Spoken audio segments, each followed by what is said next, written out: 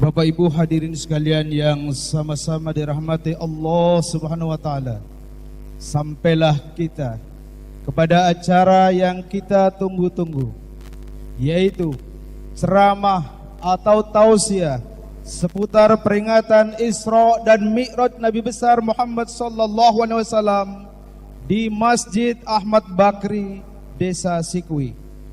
Adapun yang akan mengisi ceramah pada kesempatan hari ini adalah beliau yang sangat kita hormati dan sangat kita taati, yaitu Al-Mukarram Kiai Haji Muhammad Ali Hanafi Akbar, sesepuh Yayasan Serba Bakti Pondok Pesantren Suryalaya, Korwil, Jawa Timur, Indonesia Timur dari Surabaya.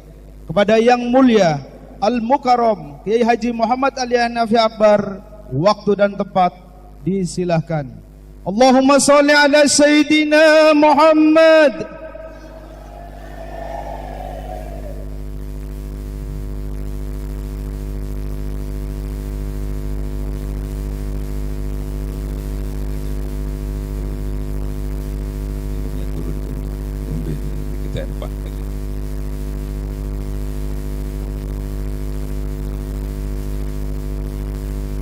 Assalamualaikum warahmatullahi wabarakatuh.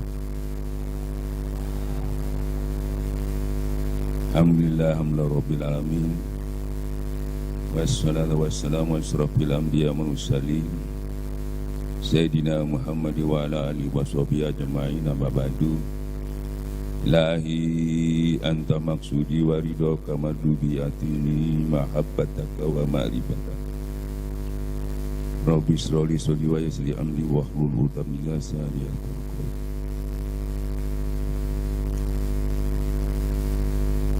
Syafaati Rasulullah sallallahu alaihi wasallam karomah Syekh Muhyiddin Abdul Qadir Jailani Qaddasallah, Syekh Abdullah Mubarak bin Muhammad, Syekh Kiamat Syu'bi wa Fatajul Arifin radhiyallahu al-Fatihah.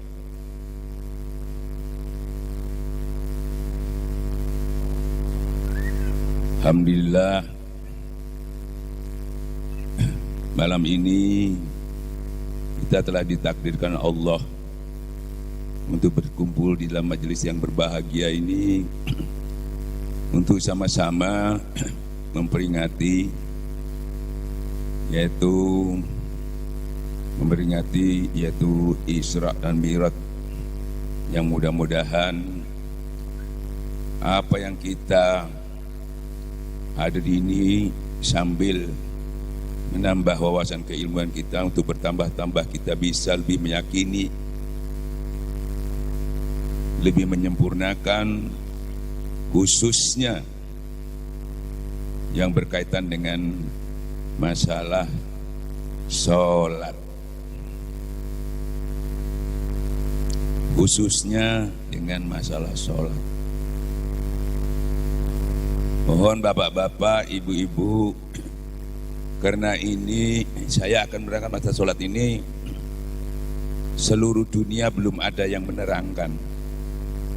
Jadi supaya dengar benar-benar, supaya masalah sholat yang selama kita lakukan ini,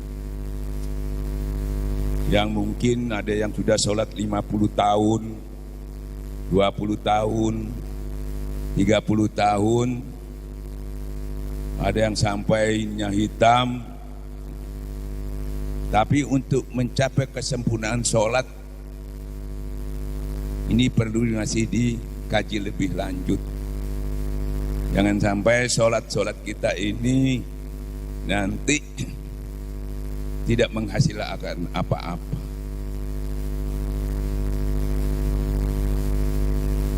Jangan sampai hasilnya cuma mendapat ancaman dari Allah.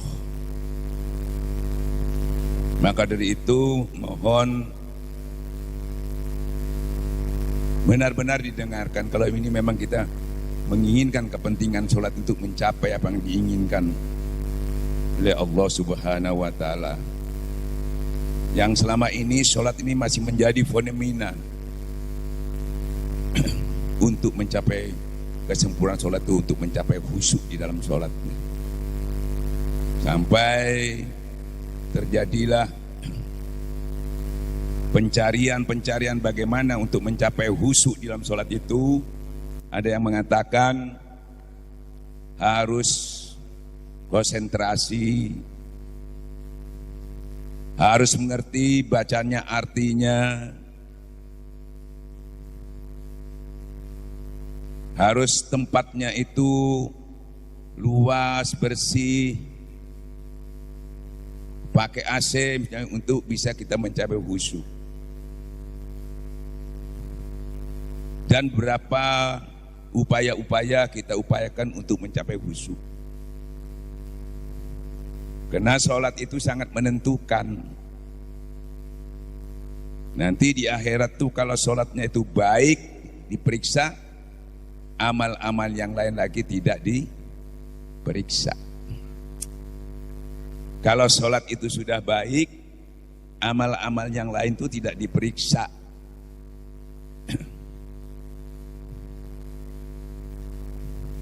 Nah sekarang lebih baik kita periksa, ya,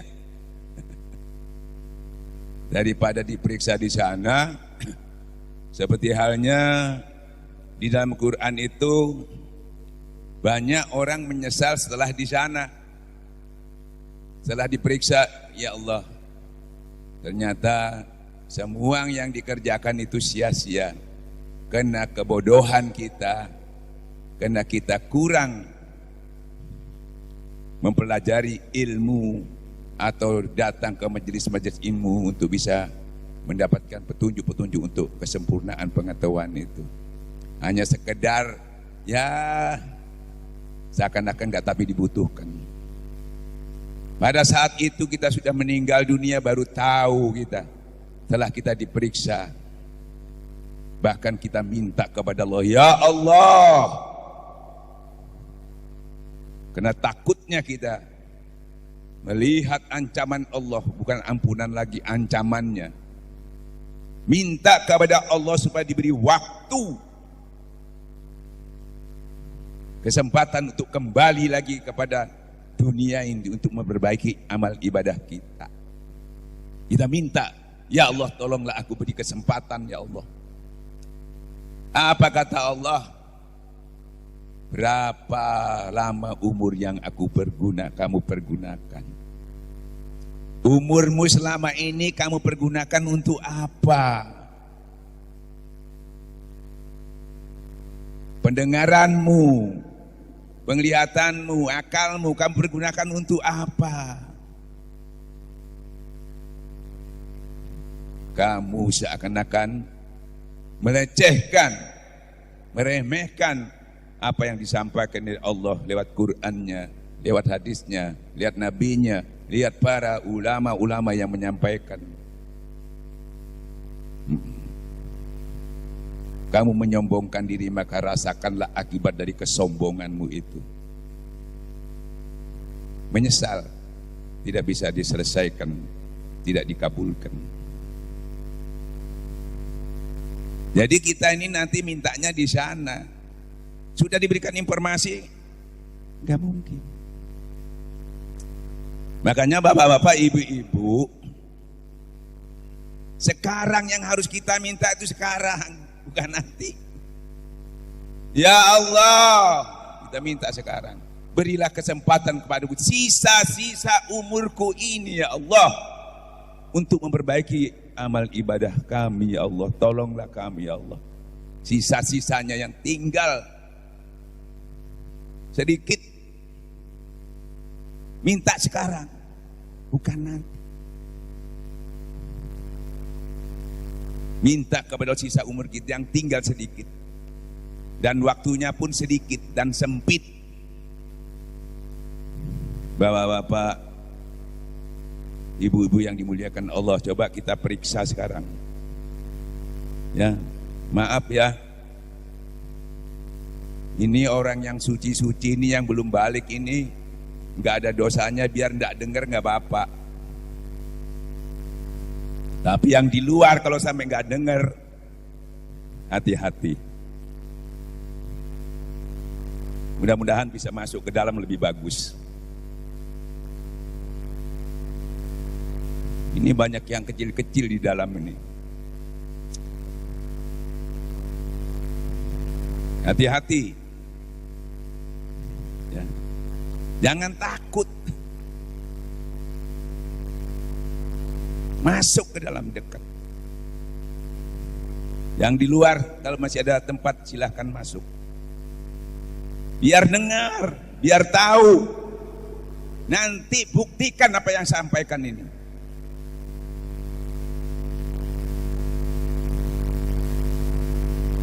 Jangan seakan-akan tidak butuh kita ini. Hati-hati.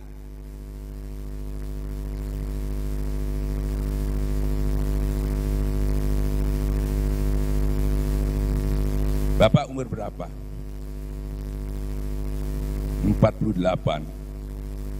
Mana yang 60? Yang 60 mana? Ada yang 60 angkat tangan?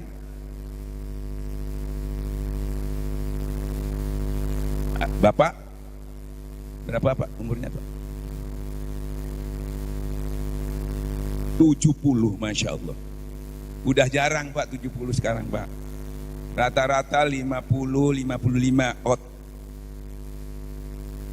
70 jarang, langka. Rata-rata 50, 55. Yang sudah 50 hati-hati rawan. Ini benar, ini realita ini. Ya, kita hitung sekarang sebelum dihitung. Sebelum dihisap kata orang, hitung dulu, jangan sampai nggak dihitung. Ini modal kerjanya aja dihitung. Kalau rugi dicarikan solusi. Ibadahnya rugi, nggak tahu kalau rugi, dikira untung terus. Nggak ada dihitung. Makanya sekarang saya hitung biar tahu untung apa rugi. Ya, kita hitung. Yang umur berapa nih? 48 ya. Kayaknya kalau 48 tuh yang masih muda. Ya. Kita ambil standarnya Rasulullah saja 63. Ya santai aja, ini dengar baik-baik. Jadi pulangnya itu enggak sia-sia sampai sini. Saya juga datangnya enggak sia-sia. Kita mulai balik itu umur berapa? 15. Tanpa dosa sampai balik. Mulai 15 sampai umur 48 ngumpulkan dosa. Ibadah juga, bukan tidak ibadah, tapi kalau ditimbang, kalau kurang pengetahuannya, kurang dekat sama Allah, pasti minus. Gak cukup. Kan begitu ya? Jadi minusnya berapa tadi? Kalau 15 sampai 48 yang dipakai memenuhi dosa tadi berapa? 33 tahun. Yang sudah dipakai enggak maksimal itu 33 tahun. Saya berkatakan tadi, ambillah kata 63. Kalau 48 itu, kalau ke 63 kurang berapa?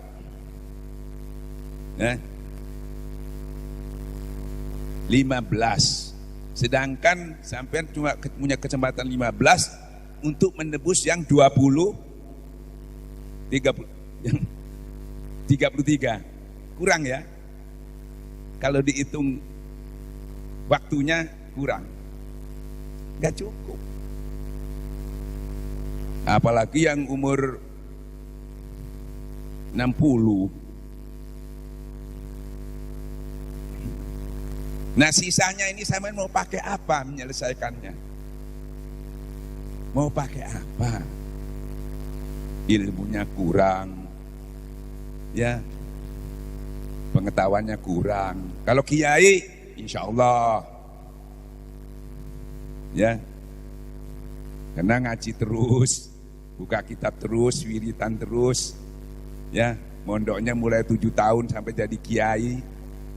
Pengetahuan cukup, insya Allah. Kita ini kapan kesempatannya menuntut ilmu? Umumnya kita cuma punya waktu waktu setahun 2 kali nunggu Isra Mi'raj sama Maulud Nabi. Kan begitu ya? Setahun 2 kali, itu pun cuma berapa jam. Dengan waktu yang singkat, pasti tidak bisa memenuhinya. Apalagi kondisinya zaman sekarang, orang serba sibuk dan sangat sibuk. Jadi kekurangannya ini ditebus pakai apa? Cara apa? Gak nututi.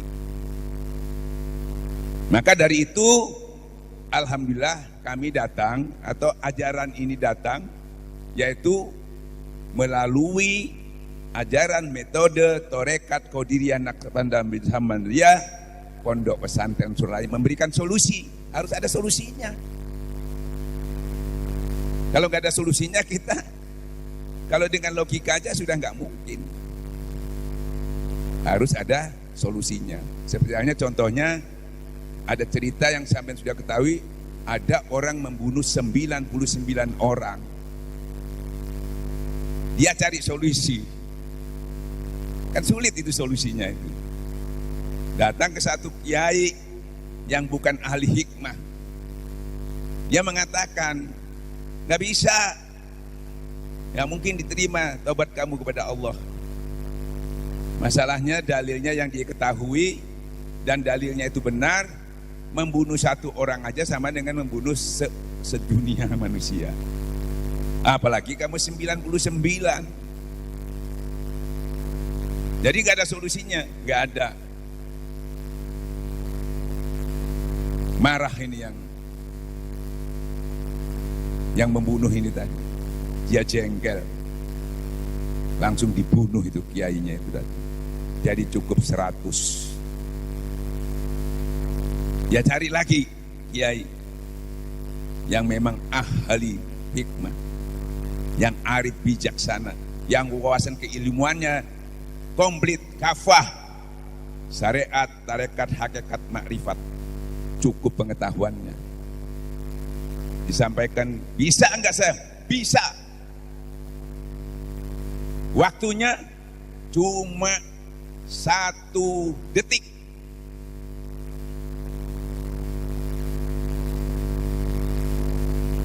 Kalau orang kafir itu dengan dosanya sebanyak-banyaknya tadi, kufur malahan. Bahkan pada zaman Rasulullah seperti Sayyidina Umar, Khalid bin Walid yang memerangi Nabi, dengan duduk bersimpuh mengucapkan la ilaha illallah, langsung hapus. Padahal membunuhnya bukan 100 orang lagi Khalid bin Walid itu, berapa ribu orang Islam yang dibunuh waktu itu.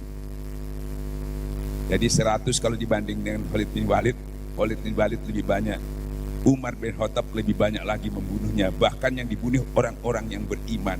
Tetapi masih ada solusi. Apalagi cuma 100 orang. Solusinya cuma ya, bersegeralah kamu datang kepada Allah. Bersegeralah kamu datang kepada Allah untuk mendapatkan ampunan Allah.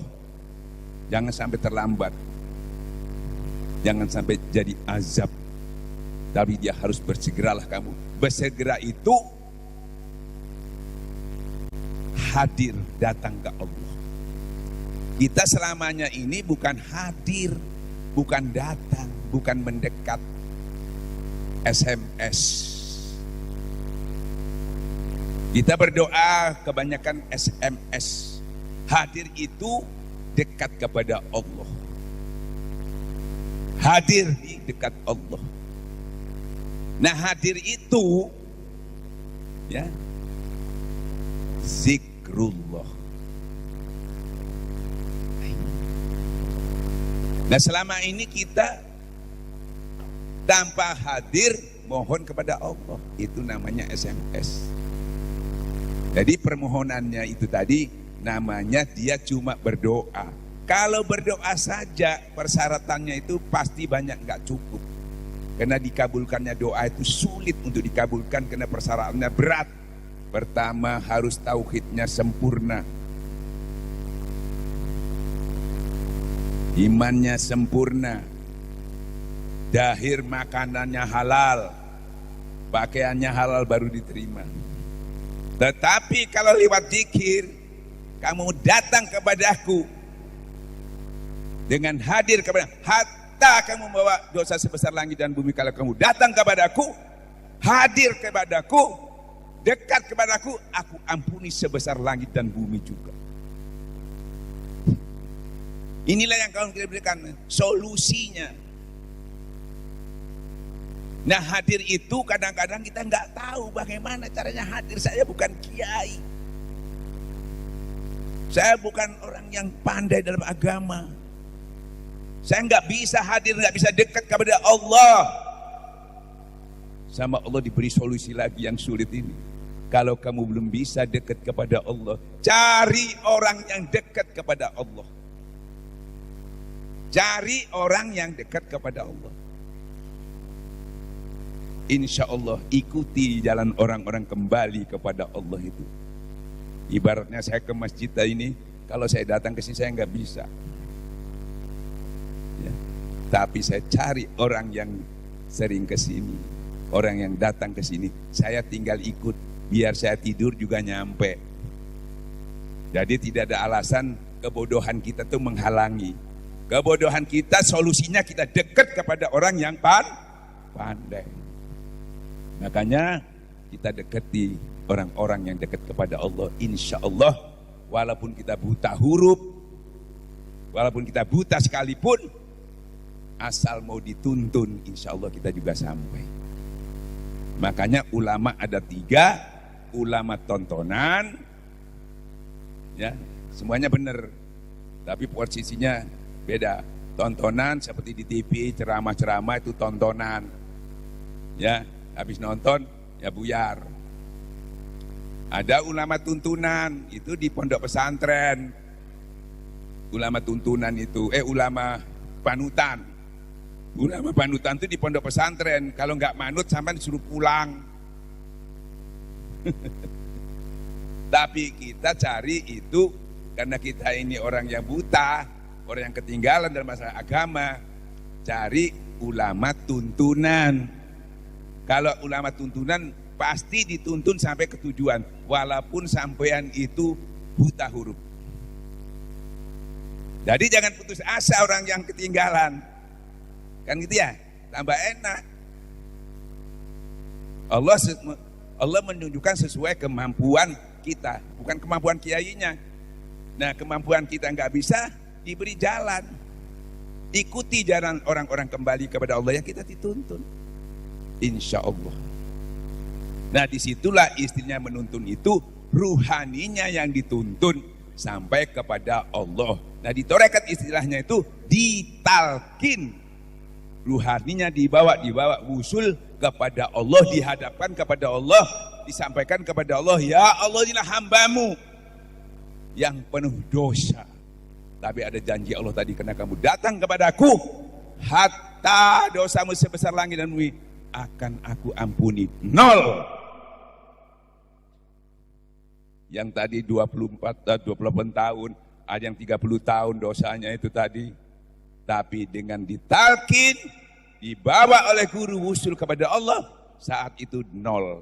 Seperti halnya Umar bin Khattab, Khalid bin Walid, orang-orang yang berdosa, dia bisa 0 gara-gara hadir, dibawa oleh Rasulullah kepada Allah langsung. Setelah 0 ringan. Apa yang kita lakukan ini ibaratnya karena nggak ada utangnya, nggak perlu bayar utang, tinggal kita sisanya deposit terus. Kalau tadi bayar utang terus, nggak lunas, waktunya nggak cukup, mengumpulkannya nggak cukup, capek-capek nggak cukup, ya sudah nyesal karena nggak ada solusi, nggak tahu. Ternyata solusinya ya ini sesuai yang ditanyakan oleh Sayyidina Ali kepada Rasulullah SAW. Ya Rasulullah, adakah jalan yang semudah-mudahnya, secepat-cepatnya, seutama-utamanya? Ada zikrullah. Zikir yang mana? Bukan zikir-zikiran. Zikir yang khusus untuk membersihkan hati. Sebanyak apapun amal kamu, sehebat apapun ilmu kamu, kata Syekh Abdul Qadir Jani Qaddasallahu, hatta kamu menghafal 1000 kitab, kalau belum ditalkin berarti tidak punya alat pembersih hati. Kalau hati itu kotor, rusak semua. Di dalam diri manusia ada sebuah hati kalbu, kalau itu rusak semua. Nah, ini yang masalahnya di situ. Bagaimana supaya nggak rusak? Kita bersihkan sebaik-baiknya alat pembersih itu tadi. Dan tiap-tiap sesuatu ada alat pembersihnya. Pembersih hati itu zikrullah. Yang diminta harus kepada ahlinya. Karena perintahnya fas'alu ahla zikir in kuntum la ta'lamun.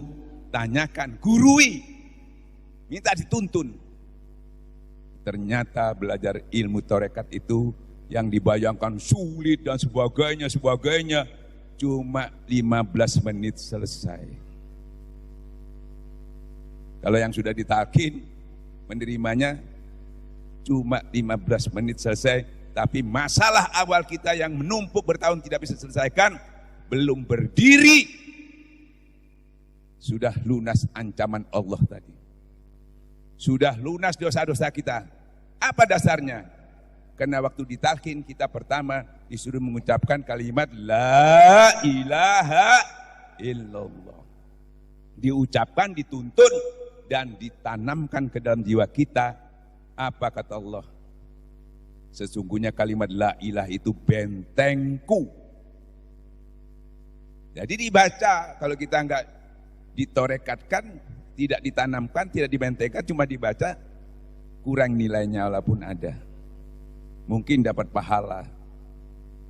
Kalau sudah dibentengkan, kalimat itu bentengku, barang siapa masuk ke dalam bentengku, sudah aman dia dari azabku. Selesai. Dan barang siapa membaca kalimat la ilallah dengan benar, selama ini yang hampir 30 tahun lebih tadi kita terancam neraka jahanam karena kekurangan kita, barang siapa membaca kalimat la ilaha illallah dengan benar, aku haramkan api neraka jahanam. Belum berdiri, selesai. Barang siapa membaca kalimat la ilaha illallah dengan benar, dosa kita yang besar belum berdiri, 4.000 dosa besar dihapus sama Allah. Kalau ditalkin itu cuma 3 kali talkinnya la ilaha illallah, 12.000 dosa besar kita selesai, nol, steril lagi, fitrah lagi, ringan. Ini kalau tidak dimulai nggak cukup Pak waktu kita ini Pak.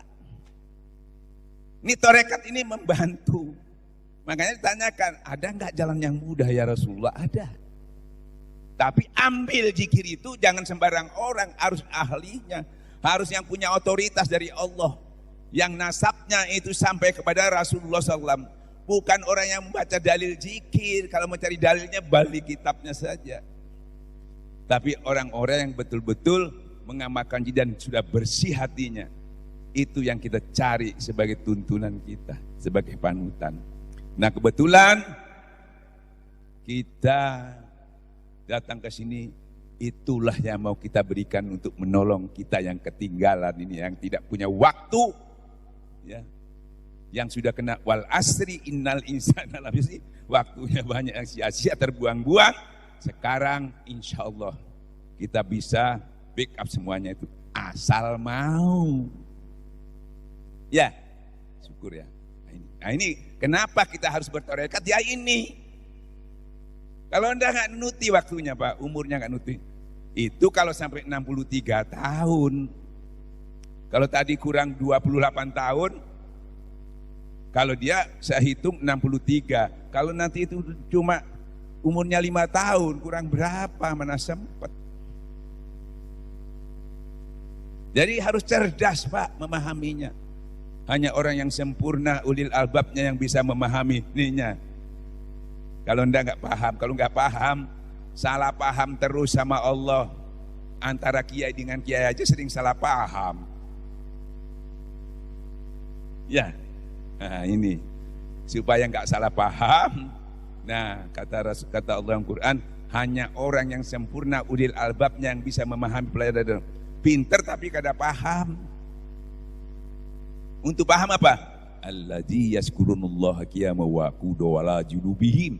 Dudukmu, berdirimu, berbaring, selalu ingat kepada Allah. Zikrullah. Ustaz, tidak ada orang Islam tidak berzikir, semua berzikir. Tapi zikirnya arahnya kemana? Kebanyakan zikirnya ke urusan dunia, kesuksesan dunia. Bukan membersihkan hati. Justru zikirnya tambah melalaikan ingatannya kepada Allah. Karena tujuannya dunia. Kata Allah, tak beri. Tapi kamu di akhirat tidak mendapatkan apa-apa. Padahal yang kita kejar dua, dunia dan akhirat. Bapak-bapak, ibu-ibu yang dimuliakan Allah. Nah hasilnya setelah iman ini bagus, utuh, nggak turun naik. Kalau tidak, seperti apa yang disampaikan Qori tadi. Zaman dahulu, zaman Rasulullah bahkan, orang Badui datang kepada Rasulullah, ya Rasulullah, saya sudah beriman. Dia sampaikan. Rasulullah didatangi malaikat Jibril.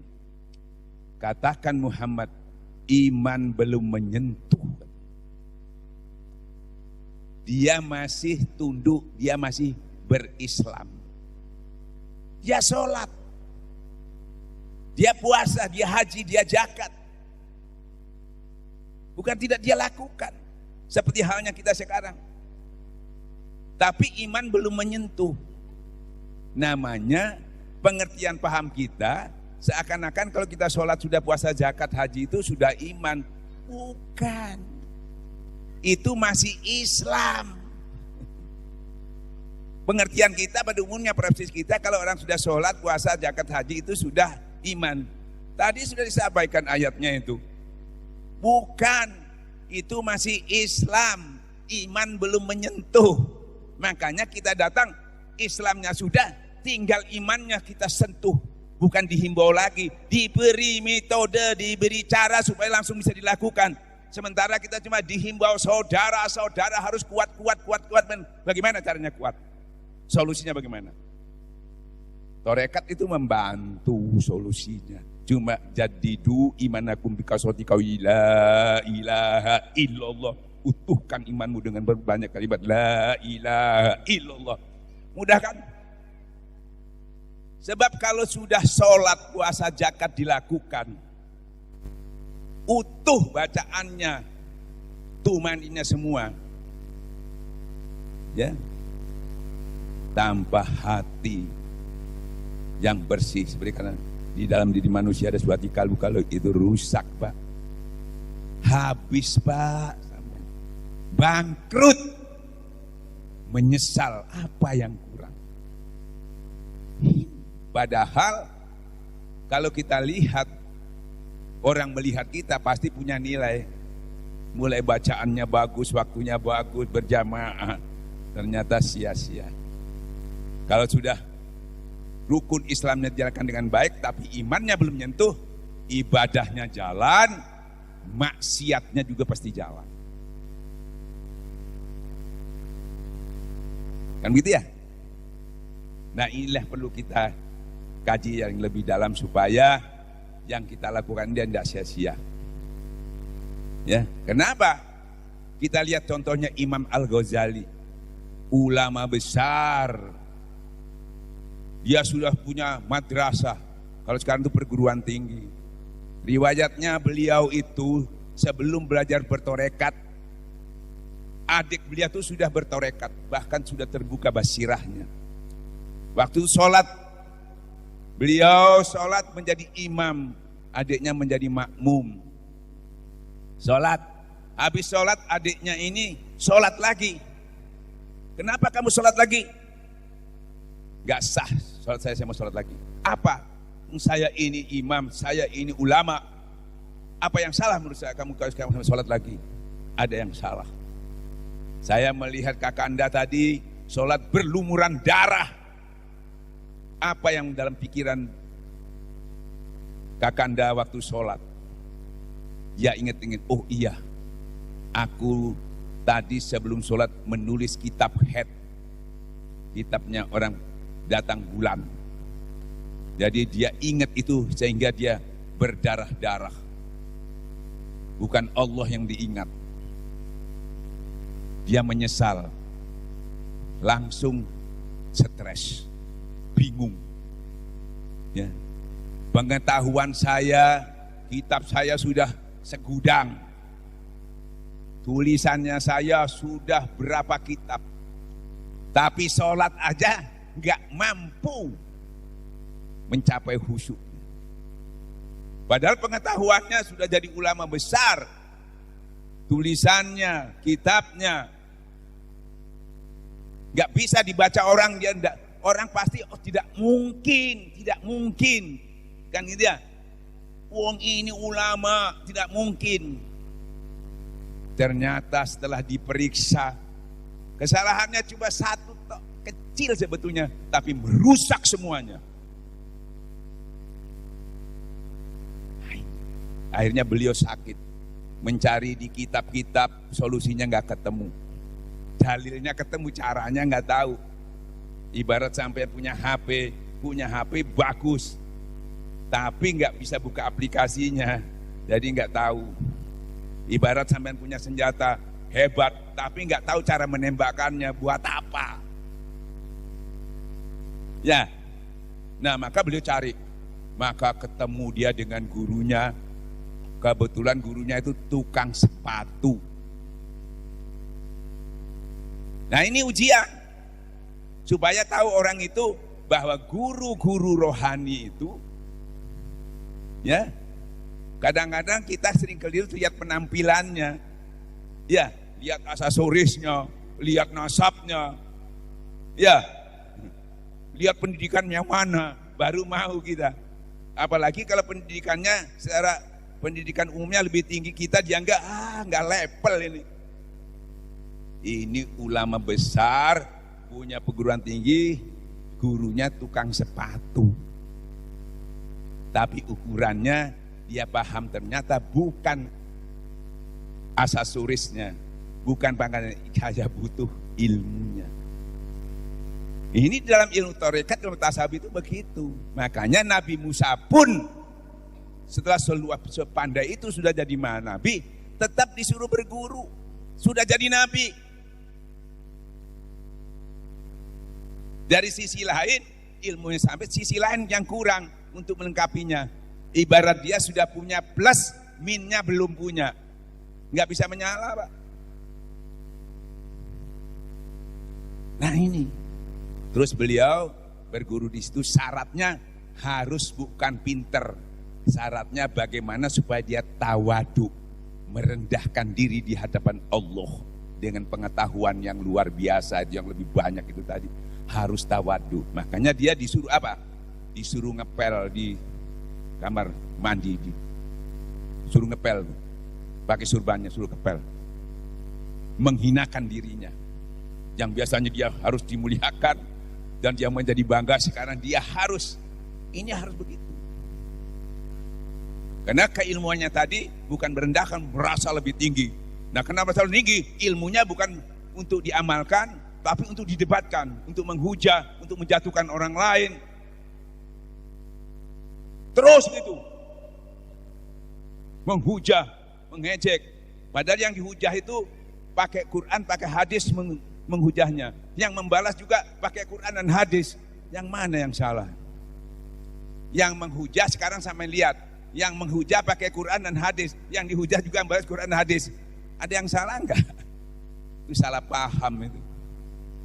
Kecuali yang satu pakai kitab Mahabharata, ini Quran, nah baru ketahui ini sama masuk Quran hadis, dan ini yang salah siapa? Sampean berani nyalahkan. Maka kami tadi oleh guru kita, jangan membenci ulama sejaman. Karena kita kadang-kadang nggak tahu persis. Ya, makanya lebih baik kita bagaimana memperbaiki diri kita. Jadi ilmu bukan untuk didebatkan, tapi untuk diamalkan. Nah itu waktu itu beliau begitu. Termasuk Syekh Abdul Qadir Jailani juga itu didebatkan. Tapi setelah ada peristiwa yang dia tidak bisa mengatasinya, dengan ilmunya seakan kurang, dia mencari lagi dan ketemu dengan guru itu. Setelah dibersihkan, terus sampai ke gurunya. Bagaimana? Sudah. Ulangi, bersihkan lagi dengan jenggotmu. terus dibersihkan. Dengan persyarat itu dia betul-betul mau merendahkan diri, ya, diberikan dia sesuatu ujian-ujian, dia berani melakukannya, maka baru diberi dia. Yaitu kalau membersihkan kamar mandi tadi begitu mudahnya, ya, ada alat pembersihnya, juga membersihkan hati ini lebih sulit, baru diberikan. Beliau 10 tahun lebih di menara, di masjid membersihkan itu tadi. Tidak lagi debat, tidak lagi menghujah, tapi dengan itu dia memperbaiki amal ibadahnya. Bukan untuk menghujah orang lain atau menyalahkan orang lain, karena hatinya sudah dibenahi. Kan gitu ya? Nah, bayangkan masalahnya, sholat saja segitu banyaknya gak bisa diwujudkan. Makanya sekarang saya praktekkan ya. Ini saya sudah ceritakan ya. Sekarang saya sholat sampai jadi makmum supaya tahu kelemahan kesalahannya di mana ya. Oke, setuju? Makanya perhatikan betul-betul. Ibu jangan sampai, karena ibu sama saya ini jarang ketemu. Ya, kita ngaji ini malam ini harus selesai. Ibarat masakan itu harus masak. Sebab kalau nggak masak, makan itu dibuang sayang. Dimakan gak bisa. Jadi ya selesainya jam 2. Dirapel karena ketemunya sekali. Kalau ketemu besok ketemu lagi gak apa-apa, ketemunya 1 jam. Karena tidak ketemu lagi harus selesai, kebetulan selesainya jam 2. Sanggup enggak? Saya yang enggak sanggup.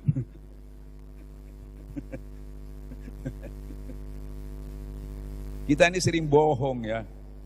Ya, cocokkan sama hatinya. Basa-basi, seneng. Sekarang saya sholat ya. Ini saya contohkan biar tahu kesalahan kita di mana ya.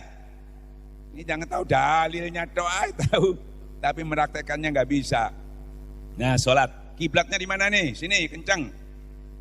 Ya, sampai makmum. Saya ke sini. Allahu Akbar. Salah apa benar? Kiblatnya di sini tapi saya ngadap sini. Allahu Akbar. Benar apa salah? Kalau salah yang negor Allah apa makmum? Negornya kayak apa? Negornya kayak apa? Subhanallah. Ya, gampang ya. Atau bacaannya keliru ya. Subhanallah. Tinggal saya, keliru, saya luruskan. Allahu Akbar. Selesai ya. Enggak ada masalah ya. Dohirnya. Sekarang ininya sudah bagus, pas. Tapi hatinya melenceng ke mall, ke pasar. Yang negor siapa? Sampean juga nggak tahu ini kemana-mana. Bahkan sampean mungkin juga ikut ke mall gitu, kemana-mana. Imannya ke mall, makmunya ke mall, malaikatnya bingung. Mana orang di masjid ini? Kok kosong masjidnya, padahal orangnya banyak. Yang negor siapa? Kalau tadi sampean bisa lihat kekeliruannya, yang di dalam tidak bisa. Yang tahu siapa? Yang negor siapa? Allah. Terus tegurannya kayak apa? Negornya kayak apa Allah? Padahal setiap hari dibaca. Apa tegurannya? Fawailul lil musallin alladzina hum an sholatihim. Celaka. Celaka. Orang yang sholat di ciloko-ciloko. Ada yang sudah sholat 60 tahun, 50 tahun. Ininya sudah hitam di celoko-celoko, terancam sholat. Gara-gara apa? Sahun. Fawailul lil musallin alladzina hum sholatihim sahun. Lupa, lalai. Ya. Nah itu yang jadi masalah. Kalau itu rusak, habis. Imam Ghazali sehebat itu, semuanya nggak kepake, karena sholatnya aja yang rusak. Makanya ini menjadi andalan di akhirat. Kalau baik, yang lain tidak diperiksa. Nah, kita sering membahasnya sering kurang jelas. Kenapa sholatnya nggak diterima? Karena sholatnya ria. Kan gitu ya? Tapi inti permasalahannya kita nggak tahu. Makanya jangan ria kalau sholat, nanti tidak diterima. Bagaimana Pak Kiai supaya nggak ria? Ya yang ikhlas. Sebagaimana supaya ikhlas, jangan ria. Bagaimana supaya jangan ria, yang ikhlas. Nggak ketemu. Padahal ketemunya karena kamu lupa kepada Allah. Barang siapa lupa kepada, diganti iblis di dalamnya untuk membuat kita ria. Ini ketemu. Ternyata karena kita goplah lupa, iblis masuk. Timbul ria. Jadi ria itu enggak timbul sendirinya. Dia kena ada sebab musababnya dia timbul ria itu karena lupa kepada Allah. Kan gitu ya? Sudah ketemu berarti penyakitnya, ya. Lupa kepada Allah. Lupa itu apa? Tidak berzikir kepada Allah. Goplah itu lupa, lalai. Ya. Nah, sekarang kita periksa lagi bagaimana mencapainya sekarang. Sesungguhnya sholat itu berat kecuali yang khusyuk. Bu, dengar ya. Sesungguhnya sholat itu berat kecuali yang khusyuk. Sekarang kadang-kadang kita textbooknya aja langsung dihusyuk-husyukkan gini. Saya juga begitu dulu kalau nggak tahu. Karena suruh dihusyuk-husyukkan. Tambah ndak khusyuk. Ya. Kenapa harus kita khusyukkan? Takut, bukan takut nggak khusyuk, takut nggak dikatakan khusyuk. Kalau sudah dihusyuk, wah ini khusyuk, nah alhamdulillah. Nah, kan gitu ya. Nah, terus bagaimana solusinya Ustadz? Tapi banyak orang mencari akhirnya seminar di hotel bayar 3 juta menggapai sholat khusyuk, buka kitab bestseller beli, di situ ada keterangan mengkhusyuk, nggak bisa. Nggak bisa. Ternyata khusyuk itu sederhana sekali. Ya, prosedurnya bagaimana? Panggilan sholat. Wa aqimus sholat lizik. Dirikan sholat untuk dirikan sholat untuk ingat itu zikir. Dirikan sholat zikir, cuma zikir. Cuma zikir. Allahu Akbar. Cuma zikir. Dirikanlah sholat untuk ingat. Kenapa kita cari yang lain? Kan harus khusyuk. Khusyuk itu bukan pelajarnya. Khusyuk itu hasil dari zikir. Sampai mencari pedas tapi tidak makan lombok, nggak bisa. Pedasnya nggak usah dicari, makan aja lomboknya. Sampai keping manis tidak makan gula, nggak ketemu. Makan aja gulanya, pasti keluar manisnya. Sampai mau khusyuk, zikir aja. Zikir itu menimbulkan tentram. Tentram itu identik dengan khusyuk. Ya, nah ini enggak, makanya saya tanya, bisa khusyuk enggak kalau hatinya orang enggak tentram? Bisa khusyuk enggak kalau hatinya orang enggak tentram? Bisa enggak? Yang dicari khusyuknya apa tentramnya? Tentramnya. Mencari tentram di Quran cuma satu jalan. Ala bizikra tatmainul qulub. Hanya dengan berzikir hati menjadi tentram. Itu kuncinya di situ. Yang khusyuk, yang khusyuk, yang khusyuk. Yang pedes tapi enggak dikasih gula. Ngomong terus, dalil terus, untalan dalilmu itu. Enggak selesai-selesai. Nah, insya Allah kita bisa melakukan, itulah dasar daripada yang kita andalkan di akhirat. Nah makanya kalau kita sudah punya zikirnya ini tadi, insya Allah kita bisa selesaikan. Bapak, ibu-ibu yang dimuliakan Allah, ini masalah khusyuk. Ternyata banyak pertanyaan. Hidup ini banyak yang kita butuhkan, tentram, ya, mencari rezeki yang berkah, kan gitu ya. Sholat khusyuk, Ya, sabar, syukur, mati husnul khotimah. Nggak nututi sisa umur sampai mau belajar itu tuh bisa dicapai. Yang sudah mondok pesantren saja, yang sudah lulus, hampir habis waktunya nggak selesai untuk mengkaji semua itu tadi, nggak nututi. Malam ini insya Allah selesai. Karena diselesaikan cuma dengan zikir. Saya beri contoh praktek langsung. Siapa yang nggak kepingin tentram? Yang kaya kepingin, yang miskin, apalagi yang sudah bermasalah. Ya, ternyata alat untuk tentram cuma ala biji keratat mainul zikir. Cuma masalahnya saya sudah zikir kok nggak tentram. Masalahnya tanpa tuntunan guru, tanpa niat tujuannya ilahi, tujuannya untuk dunia. Dunia tidak akan pernah menenteramkan, malah melalaikan. Ya, nah ini yang salah di situ. Makanya tanyalah kepada ahli zikir kalau orang tahu. Nah ini harus tanya.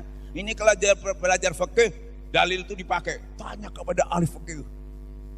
Belajar tafsir, tanya kepada tafsir. Tapi belajar zikir dalilnya nggak dipakai.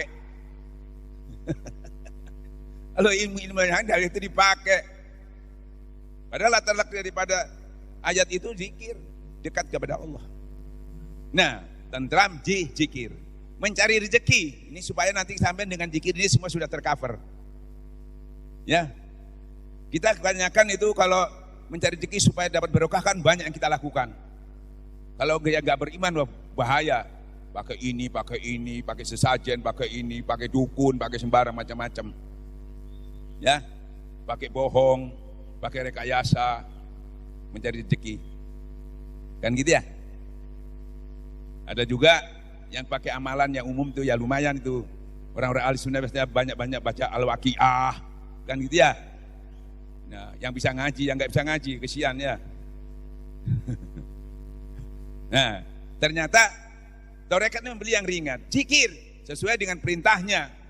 Setelah kamu sholat, bertebaranlah kamu di muka bumi, itu di surat Al-Jumu'ah itu. Bertebaranlah kamu di muka bumi, cari karunia Allah, kerja. Setelah kamu sholat, ya. Nah, kita kerja di lapangan banyak saingan, banyak gangguan, banyak bajingan. Sampai menyelesaikan pakai apa? Baru jualan aja laris hari ini seminggu. Seminggu lagi ada saingan dia lebih murah. Nyut. Di kantor juga gitu, enak-enak duduk tempat basah, ada saingan. Sementara diganti nyut. Kalau kita nggak beriman, ini lebih baik disantet aja ini gitu. Ya toh? Timbul pemikiran-pemikiran jahat kita akan tidak untuk menghancurkan orang yang menyaingi kita. Pasti itu, ini realita ini. Ya, diteror lah, diapakan, ayo. Cuma insya Allah di sini nggak ada. Ya. Kan gitu ya. Tapi kalau kita paham, tertanya cuma lewat zikir, Pak. Ya. Nah, setelah kamu sholat bertebaranlah di muka bumi, cari kehendak Allah. Ingatlah Allah sebanyak-banyaknya supaya kamu mendapat keberuntungan. Cuma suruh zikir. Allah dilibatkan, dia yang ngatur, dia yang menentukan. Ini kita keliru. Keluar itu bukan ingat Allah sebanyak-banyaknya, ingat untungnya aja sebanyak-banyaknya. Ayo, periksa itu. Ya, padahal kuncinya untuk menghadapi itu Allah dilibatkan. Ingatlah Allah sebanyak-banyaknya supaya kamu dapat keberuntungan. Dan jadi ibadah dan diberkahi karena kita sambil kerja jadi ibadah. Semua yang kita lakukan kalau kita ingat kepada Allah, habluminallah jalan paralel jadi ibadah dan aman. Tidak ada yang bisa memberi mudarat. Bismillahilladzi la yadurru masmison fil ardi wala bis sama. Kalau kamu sudah bersama aku, jangan yang di bumi di langit pun tidak bisa memberi mudarat kepada engkau. Kalau bersama, kita sudah zikir tapi masih manggil. Manggil sama bersama bagus mana? Sama-sama bagusnya tapi bagus mana? Jadi ada peningkatan zikir kita nih, jangan panggil terus muji terus tapi belum bersama. Ibaratnya pacaran terus tapi tidak dikawin-kawin. Makanya syukurnya kurang karena tidak kawin-kawin tidak bisa dinikmati. Makanya zikir itu kalau kita bersama nikmat. Ya, zikir lagi.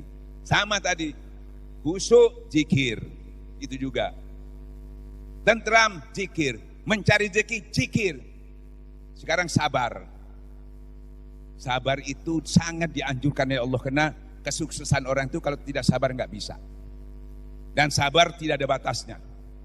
Ya ayyuhalladzina amanu sabiru wasabiru warabitu la'allakum tuflihun. Ya.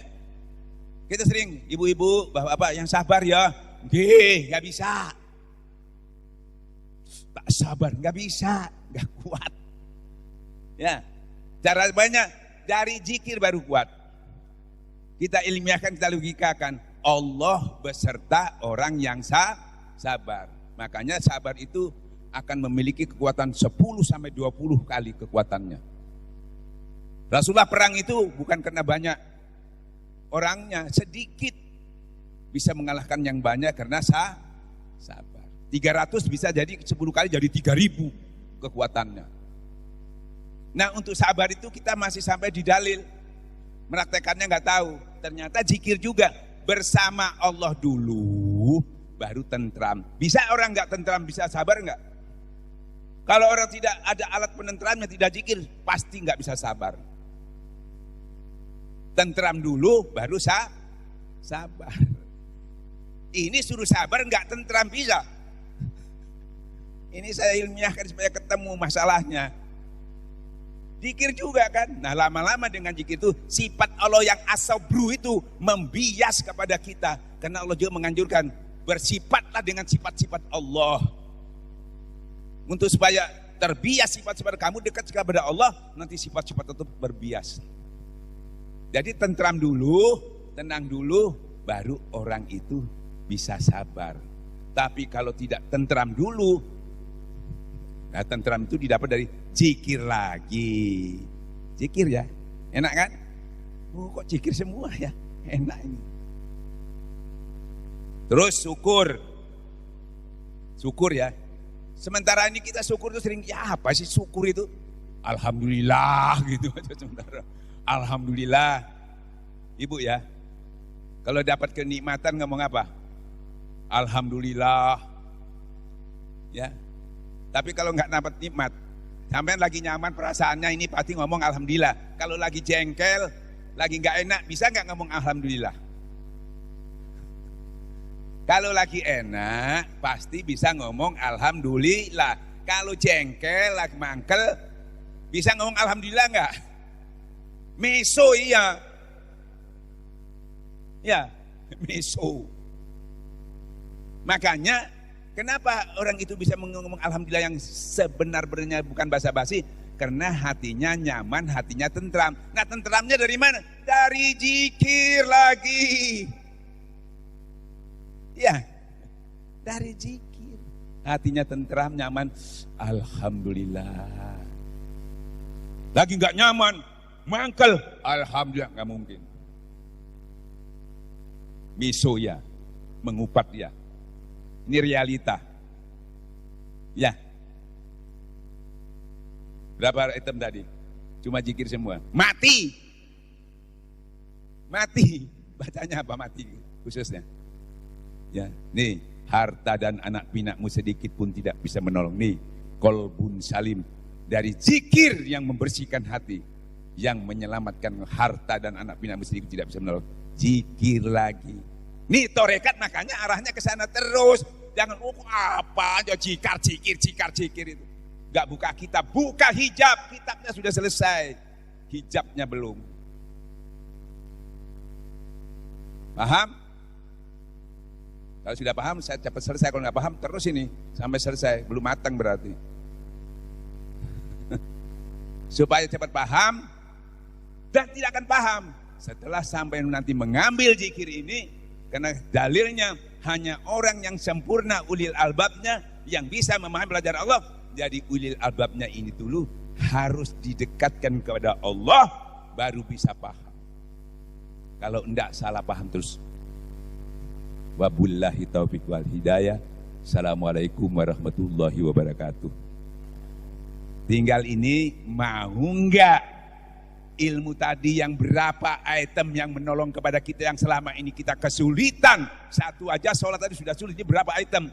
Mau enggak mengambil? Kalau sampai enggak mau mengambilnya, atau menunggu dulu menceng bengkong dulu baru dituntun la ilaha illallah. Sesungguhnya orang yang mau mati itu yang banyak sudah mau mati baru dituntun, baru belajar zikir. Kita ini yang hatinya mati atau kita akan zikir supaya hidup.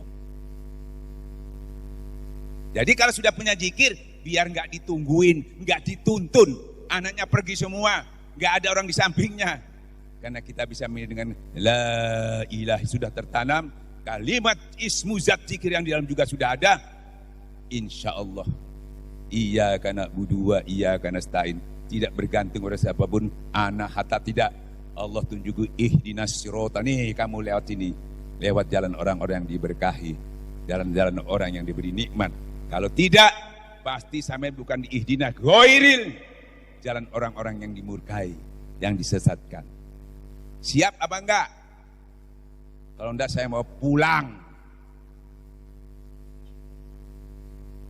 Kalau enggak belum puas, sampean jawab.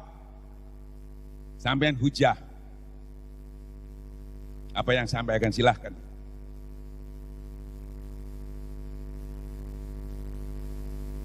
Bagaimana? Ini kita berunding dulu karena ini tidak boleh dipaksa ini. Allah saja nggak maksa, kamu beriman boleh, nggak beriman masa bodoh kata Allah. Tidak ada paksaan. Ya toh? Kalau oke ibu-ibu, ayo kita mulai mengajarkan ini. Siap nggak? Nanti isinya seperti ini. Saya beri contoh lagi satu biar mantep ya. Ini kadang-kadang kita ini ada yang ngantuk, ada yang apa, jadi gak jelas.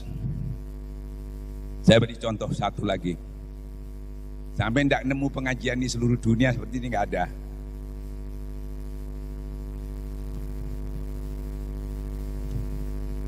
Kenapa manusia itu mudah diadu domba, mudah dihinakan, mudah dilecehkan? Apa masalahnya sebetulnya? Manusia itu seperti ini, kertas kosong ini. Ini ibarat kertas kosong. Ini saya robek-robek boleh nggak? Diinjek? Boleh. Dibuat bungkus kacang juga boleh. Diambil kotoran, boleh ya? Boleh Pak ya? Sekarang ini kertas juga ini. Tapi ada tulisannya. Sampean berani nginjek ini? Kenapa? Sama-sama kertasnya. Berani enggak? Atau buat bungkus kacang berani? Atau ngambil kotoran? Berani enggak Pak? 10 juta.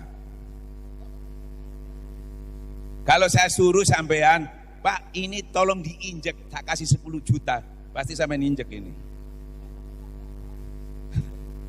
Ini loh injek. Ini kalau injek melawan Pak, ini enggak. Berani 10 juta? Cuma sampean enggak pulang nanti. Nih, kok sangat wibawanya tulisan ini. Ya, kok sampai enggak berani, kan punya wibawa nih, luar biasa ini kertas ini. Ya, punya wibawa. Ya Pak ya, cuma di kertas ini. Ini kalau ditempatkan di kalbu kita, di ruh kita, kira-kira bagaimana? Di sini aja sudah wibawa. Makanya kita nggak ada wibawanya karena seperti ini. Kosong melompong. Kita punya kalimat-kalimat ini cuma buat hiasan. Dipajang di rumah. Nanti di pintu supaya jinnya nggak masuk. Yang namanya jin pinter. Wah ada tulisannya nih, saya kada masuk. Dilihat orangnya nggak ada tulisannya, orangnya yang dimasuki. Makanya yang banyak kesurupan. Rumahnya nggak dimasuki, orangnya dimasuki. Nih, nggak usah datang ke ruqyah. Ini di dalam diri kita meruqyah kita, sekaligus membentengi bismillahirrahmanirrahim. Jangan jin yang di bumi. Jin yang di bumi itu manusia yang minal jin nanti wanas itu. Yang di langit, yang gaib, tidak bisa memberi mudarat. Kalau tidak ada ini, istrimu, anakmu, siapapun bisa memberi mudarat. Tapi kalau kamu sudah ada, kata Allah, kalau kamu bersama bismillahirrahmanirrahim, kalau kamu bersama aku, jangan yang di bumi, di langit pun. Ini senjata kita. Ini yang lupa ini. Ini yang enggak ada. Sekarang kita beri, penting enggak ini? Perlu enggak? Kalau sampai mengatakan enggak perlu, sampai melecehkan Allah. Nah, ini saya lengkapi lagi, kurang lengkap. Kurang lengkap. Kalau mau lebih yakin, tunggu nanti malaikat datang untuk mencabut nyawa sampean, baru yakin nanti. Nunggu malaikat dulu, baru yakin. Ya, oke? Tenang aja, jangan tegang-tegang. Sampean belum ada malaikat masih menghadap Ustaz Ali, kenapa tegang? Jangan takut, saya bukan pencabut nyawa. Nanti yang kami takut yang nyabut nyawa. Tapi kalau sudah ada ini, sampean tidak ditakutin lagi. Jangan takut, jangan cemas. Tuh tempatmu surga. Dan kamu saya datang ini bukan mencabut, saya mengundang. Wahai nafsu mutmainah, nafsu yang tenang. Hasil tenang itu hasil zikir. Kembalilah kamu ke dalam Tuhanmu. Diridhoi, tidak dihitung lagi. Diridhoi. Dan engkau sudah diridhoi. Dan ya masuklah kamu ke dalam orang-orang jamaahku. Di situ ditunggu oleh Nabi sebagai penerima tamunya. Nabi, sahabat, orang-orang syahid menunggu kamu di situ untuk menjemput kamu. Tidak dicabut tapi diundang. Bersama Rasulullah dan sahabat-sahabat, syuhada solihin, masuk ke dalam situ, menunggu sama-sama masuk ke dalam surga. Tanpa bersama Rasulullah, kamu tidak bisa masuk dalam surga. Semua orang di hari kiamat untuk masuk surga mencari Rasulullah. Nabi Adam, Nabi Nuh, tidak bisa. Makanya sekarang ini harus kita nanti meninggal dapat undangan sudah bersama Rasulullah. Nanti berangkat sama-sama. Dengan jalan yang mudah, tidak lagi ada alasan. Saya nggak bisa ngaji, saya bukan orang yang alim, saya buta huruf. Tidak berlaku kalau kita sudah dekat kepada Allah. Ya, enak kan? Mau cari yang gampang mana lagi? Semuanya diselesaikan dengan zikir. Ya, makanya satu lagi ya, ini nasihat Bu ya. Sekarang musim corona, pada takut semua. Kalau zaman dulu Rasulullah dalilnya Sayyidina Umar masuk ke satu tempat yang kena wabah. Beliau tidak boleh masuk. Yang di dalam tidak boleh keluar. Ya Pak ya. Jadi masih bisa menghela, bisa apa? Menghindar. Bahkan Rasul mengatakan, jadi kalau sudah ada satu kaum yang kena, kamu jangan masuk ke situ. Ini kasusnya lain, ini kena semua se-Indonesia, seluruh dunia. Mau lari kemana sampean? Kalau dulu yang kena cuma satu wilayah, lari ke sekarang semua se-Indonesia, se-dunia. Ayo sekarang, kalau sampean tuh sombong-sombong, cari aja tempat selain Allah, cari aja tempat, jangan tinggal di bumiku ini. Ayo mau kemana sampean? Fa'furu ilallah, lari kepada Allah sekarang. Lari kepada Allah, ini hasilnya. Bismillahirrahmanirrahim, tidak bisa memberi mudarat. Nih, lari kepada Allah. Jadi sekarang, kalau sampean nanti kalau masuk bandara, masuk apa, kadang disemprot begini. Cuma dibersihkan. Sekarang kita punya alat lebih dari pembersihkan. Bahkan mensucikan. Jangan lepas dawam wudu. Bentengnya, dahirnya supaya enggak ketularan. Jangan lepas dawam wudu. Bukan lagi disterilkan. Disucikan lebih daripada steril. Pakai air wudu. Dawam wudu. Jadi sekarang harus dawam wudu. Kalau mau enggak kena corona. Yang di dalamnya dibersihkan pakai zikrullah. Dua ini pesan saya. Ya, jangan tadi semprot-semprotan tapi enggak suci itu. Air wudu itu mensucikan, membersihkan dari segala najis. Najis itu corona. merusak. Paham ya? Enak kan? Ngajinya alhamdulillah ini jam 10 sudah selesai, timbal tambah 20 menit sampai sudah pulang membawa oleh-oleh yang gak ada tanggung, menyelamatkan sama dunia wal akhirah. Ini sampai dapat rezeki yang besar sekali, yang sampai sebetulnya tempuh menghabiskan umur gak bisa selesai. Malam ini dengan waktu yang singkat, mudah, jalan tol, sampai bisa asal sampai mau lewat sini, atau asal sampai mau lewat jalan yang ditempuh orang-orang yang soleh tadi, yaitu ihdinas siratal mustaqim. Jalan itu Torekat, Qadiriyah, Naksabandiyah, Pondok Pesantren Suralaya. Dan itu bukan ajarannya Pondok Pesantren Suralaya, cuma kita mengembangkan ajaran itu, metode itu. Jadi bukan itu milik ajaran Pondok Pesantren Suralaya, tapi kita cuma mengembangkan ajaran itu untuk kepentingan orang-orang, khususnya yang ketinggalan supaya nggak ketinggalan. Ya, cukup ya. Bagaimana ibu-ibu, mau belajar apa enggak? Perlu enggak? Kalau enggak perlu, sombong inti. Terus terang aja saya katakan sombong. Nanti seperti itu, setelah meninggal, ya Allah, tolong panggilkan Ustadz ahli, saya mau belajar. Jangan sampai begitu nanti. Ya, udah gitu aja. Tolong Mbak Kiai, yang mau belajar rapat. Yang di luar enggak mau masuk, berarti enggak mau belajar. Nanti di sana dia sudah meninggal, minta sampean supaya dihidupkan lagi. Ayo. Cek. Bapak Ibu yang menginginkan pelajaran zikir silahkan merapat.